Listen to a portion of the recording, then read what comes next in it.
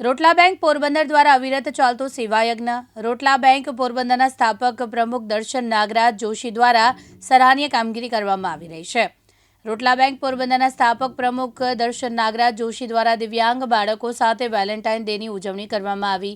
પોરબંદરમાં રોટલા બેંક પોરબંદરના સેવકો દ્વારા વર્ષોથી માનવ સેવા એ જ પ્રભુ સેવા મંત્રને ખરા અર્થમાં સાર્થક કરવા અનેકવિધ સેવાકીય યજ્ઞ ચલાવી રહ્યા છે.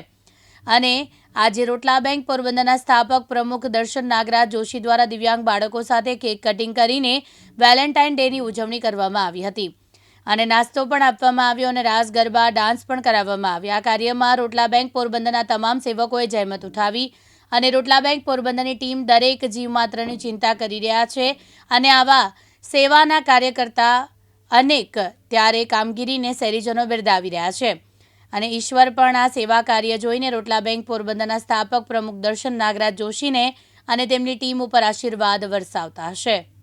બ્યુરો રિપોર્ટ, દિવ્યાંગ ન્યૂઝ, પોરબંદર.